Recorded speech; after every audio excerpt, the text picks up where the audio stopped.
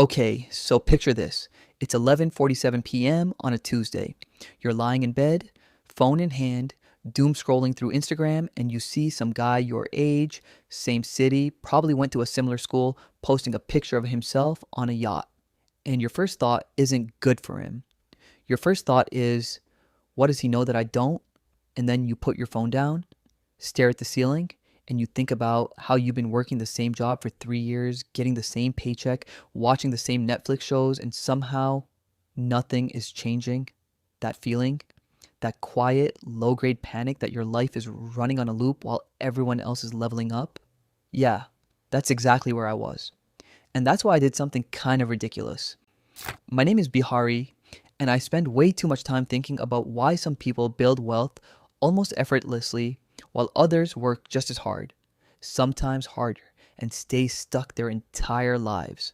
If you're someone who feels like you're doing everything right, showing up, saving a little, not blowing money on crazy stuff, but your bank account still makes you anxious every time you check it, make sure to hit that subscribe button and give this video a thumbs up if this helps you out.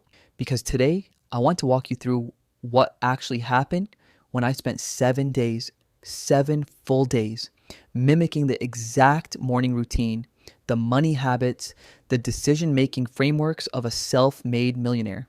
And not just tell you what I did, I want to show you why it works with the math, the psychology, and the stuff nobody on YouTube is actually talking about. Let's get into it. First, let me tell you how this started. I have a friend, I'm going to call him Marcus, who built a 7-figure net worth by the time he was 34. He didn't inherit anything, didn't start a tech company, didn't win the lottery. He works in supply chain management, makes about $95,000 a year, and somehow has a net worth just north of $1.2 million. Now, here's what's wild about Marcus. When you look at his income, nothing about it screams millionaire. The median household income in the US is around $74,000 right now. Marcus makes more than that, sure, but he's not some Wall Street guy pulling in $400,000. He's a regular salaried employee. So I asked him, I literally sat him down with a coffee and said, walk me through your day, every single thing you do. And what he described was so deceptively simple that I almost didn't believe it. So I decided to live it myself. For 7 days, I followed his routine as closely as I could. And I'm going to walk you through every single day, the things that surprised me, the things that were uncomfortable, and the one shift in thinking that I genuinely believe is the difference between people who build wealth and people who don't. Day one started at 5:45 a.m. And look, I know what you're thinking. You're thinking this is going to be one of those videos where I tell you to wake up at 5 a.m., take a cold shower, meditate, and journal your way to $1 million. That's not what this is. Marcus doesn't wake up early because some podcast told him hustle culture is the path to success. He wakes up early because of something he calls his morning audit, and it takes exactly 11 minutes. Here's what it is. Every single morning, Marcus opens up one spreadsheet, not an app, a spreadsheet he built himself. And he looks at 3 numbers. Just 3. Number 1, his net worth. Not his income, not his savings rate, his net worth. Everything he owns minus everything he owes. Number 2, his freedom number. This is the amount of money his investments would need to generate each month to cover his basic expenses without him working. For Marcus, that number is $4,200 a month. Number 3, the gap. How far he is from the freedom number. That's it. 11 minutes. And then he closes the laptop and goes about his day. Now, here's what most people don't realize about this habit. And this is where the psychology gets really interesting. There's a concept in behavioral economics called what you measure grows. When you track your net worth daily, your brain starts treating it like a score in a video game. Every financial decision you make gets filtered through the question, does this raise my score or lower it? I did this on day 1, and I'm not going to lie to you. It was uncomfortable. My net worth number was fine, but my freedom number gap was $3,100 a month, meaning my investments would need to generate $3,100 more per month before I could consider myself financially independent. Seeing that number, not hiding from it, not approximating it, but seeing the exact specific $3,100 gap lit a fire under me in a way that no motivational video ever has. Vague goals don't motivate people. Specific gaps do. Day 2 is where Marcus flipped my entire understanding of budgeting upside down. Most people, and I did this for years, think about budgeting as restriction. You make a list of things you're allowed to spend money on. You feel guilty when you go over. You feel deprived. You eventually give up. The budgeting industry has basically built a guilt machine and called it personal finance. Marcus does something completely different. He calls it spending by conviction. Here's the idea: before he spends money on anything, and I mean anything above like $50, he asks himself one question: does this purchase serve the life I'm designing, or does it just relieve temporary discomfort? And I know that sounds like a therapy exercise, but stay with me because the math behind this is staggering. The average American spends $1,497 a month on what researchers at the Bureau of Labor Statistics call non-essential discretionary spending. That's stuff like dining out beyond basics, subscriptions you forgot about, impulse buys, convenience purchases, $1,497 a month. Now let's do the math together. If you invested $1,497 a month starting at age 28, at an average market return of 7%, which is the historical average of the S&P 500 adjusted for inflation, Mikhail, by age 58, you'd have $1,813,000, $1.8 million. Not because you earned more, not because you got lucky, just because you redirected money you were already spending. Now you might be thinking, Bihari, I'm not spending $1,497 a month on useless stuff. I'm careful with my money. And maybe you are, but here's what Marcus told me that actually made me mad because it was so true. He said, most people aren't careless with money. They're just unconscious with it. They're not blowing cash on yachts. They're bleeding it slowly, $15 here, $40 there, a subscription they haven't used since March, a slightly nicer apartment than they needed, a car payment on a car that made them feel successful instead of actually making them successful. Marcus doesn't restrict his spending, he directs it. There's a difference. He spends freely on the things that genuinely align with his values, and he's ruthless, genuinely ruthless about cutting everything else. That day, I canceled 4 subscriptions I hadn't touched in months, $87 a month, gone, and I felt lighter, not deprived. By day 3, I started to notice something about how Marcus talks about money versus how most people I know talk about money. Most people talk about money in terms of transactions.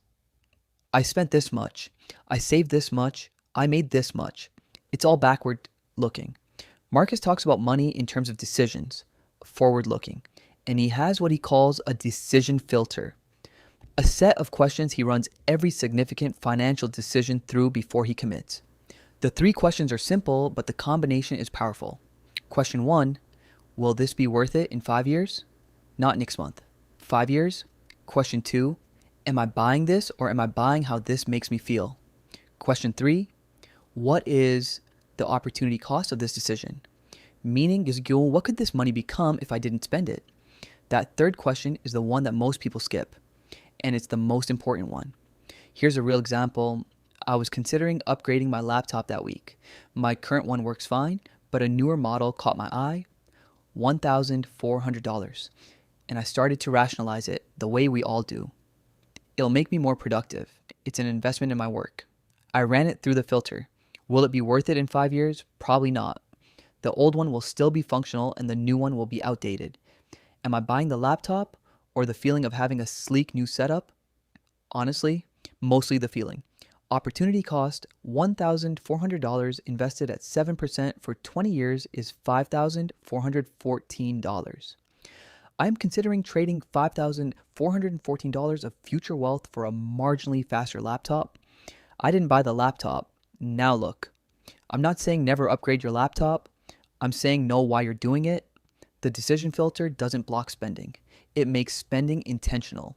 And intentional spending is the foundation of every wealthy person I've ever studied. Okay, this is where it gets really interesting. Because on day 4, Marcus said something that genuinely stopped me mid-sentence. He said, the single biggest financial mistake people make is optimizing their spending before they've optimized their earning. And I pushed back. I said, but Marcus, you literally just spent 2 days talking to me about spending. And he said, right, but I didn't start there. Here's the thing people don't talk about in personal finance. There's a ceiling to how much you can save. If you make $50,000 a year, even if you save 30% of it, which is aggressive, you're banking $15,000. That's your ceiling. You cannot save your way to $1.2 million in 15 years on $50,000 a year. The math just doesn't work. But there's no ceiling on earning. Now, I'm not telling you to quit your job and start a dropshipping business at midnight. That's not what Marcus did. What Marcus did was spend the first 5 years of his career obsessively focused on one thing, making himself difficult to replace at work. According to a study by Glassdoor, the average raise from an internal promotion is 5.8%. The average raise from switching to a new company is 14.8%. That's 2.5 times more money for the same skill set just by being willing to move. Marcus switched companies 3 times in 6 years. He went from $52,000 a year to $95,000 a year. That $43,000 difference invested over 20 years at 7% is $2.1 million in additional wealth.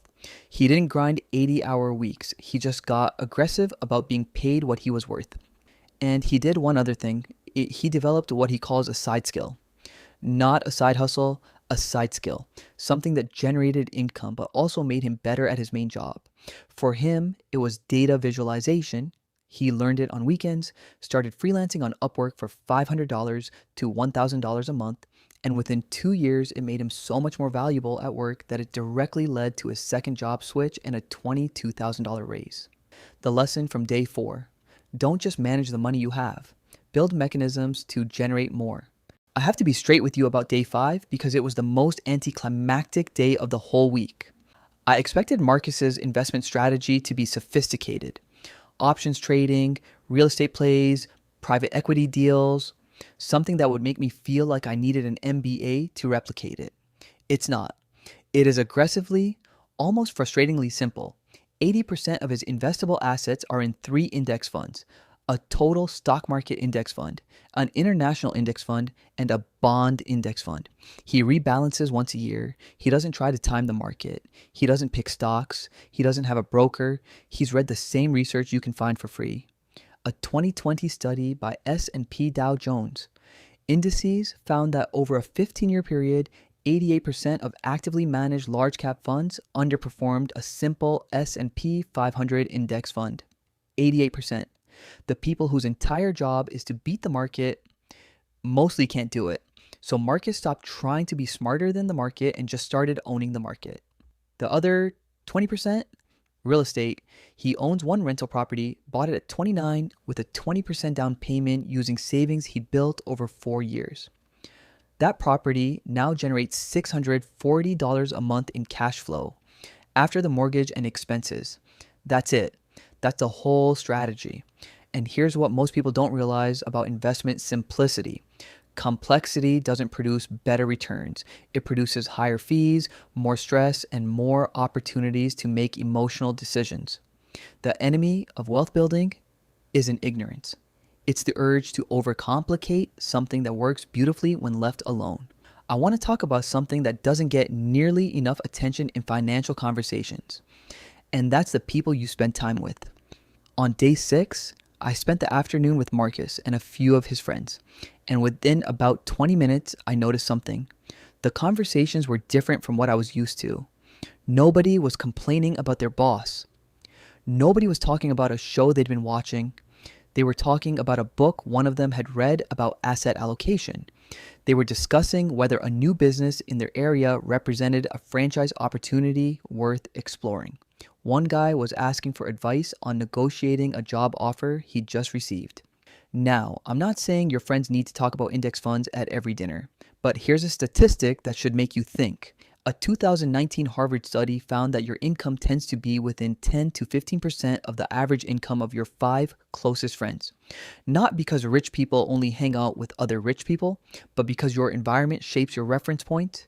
If everyone around you thinks a $28,000 car is normal, you'll think it's normal. If everyone around you is investing 20% of their income, you'll think that's normal. Normal is contagious. Marcus was deliberate about building a network of people who were operating at the level he wanted to reach, not to show off or network in some transactional way. but because proximity to the right thinking changes your baseline for what's possible. Day 7 was the most important day, and I almost didn't include this part because it sounds soft, but I'd be doing you a disservice if I cut it. On the last day, I asked Marcus what he thought. The single biggest reason was that most people don't build wealth, and he didn't say budgeting. He didn't say discipline. He said, they think wealth is a reward. I think of it as a skill. Let me explain why that distinction matters. If wealth is a reward, you earn it by being good enough, working hard enough, deserving it enough, which means when it doesn't come, you tell yourself you just haven't deserved it yet. You keep working. You keep hoping. You stay passive. If wealth is a skill, it's learnable, it has steps, it has feedback loops, you practice it, you get better at it, you make mistakes, and you adjust, you are in control. Every single habit I described this week, the morning audit, the decision filter, the spending philosophy, the income focus, the investment simplicity, those aren't personality traits Marcus was born with. He learned them. He built them. He practiced them until they became automatic. And here's the thing about skills. They compound. Just like money compounds in an investment account, financial skill compounds in your life.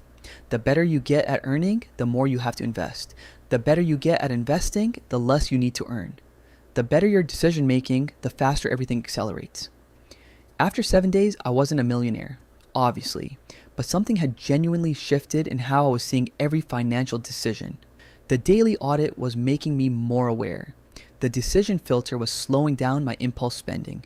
The income focus had me thinking about a conversation I needed to have with my manager about my role. Small changes, but here's the math on small changes. If you improve your financial habits by just 1% every week, not dramatically, just slightly, consistently, after 1 year, you're 68% better than you were. After 2 years, you're 180% better. That's not motivation poster math. That's compound growth applied to skill development. Look, I know this video covered a lot of ground, so let me give you the condensed version of what Marcus' millionaire routine actually is. Every morning, 11 minutes with 3 numbers: net worth, freedom number, the gap. Every significant purchase filtered through 3 questions: 5-year value, emotion check, opportunity cost. Every year, 1 aggressive move to close the income gap.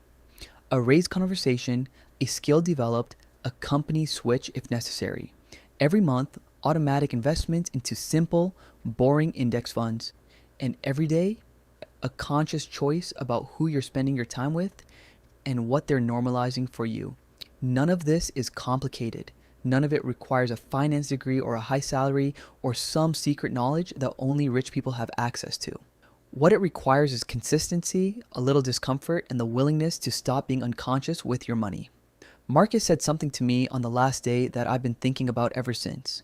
He said, the gap between where you are and where you want to be is almost never a resources problem. It's almost always an awareness problem. You're now aware. So what's your gap? Write it down. Not in your head, on paper or in a spreadsheet. Your current net worth, your freedom number, the gap, start there. Start today. Because the best time to build wealth was 10 years ago, and the second best time is 11 minutes from now. I'm Bahari. I'll see you in the next one. Hey, if this video hit different for you, I want to know what your gap number is. Drop it in the comments. You don't have to share your actual net worth. Just tell me the gap. How far are you from financial independence? Let's make that comment section a place where people are actually being real about money for once. Hit subscribe if you want more videos like this. I drop one every week, and I will catch you next time.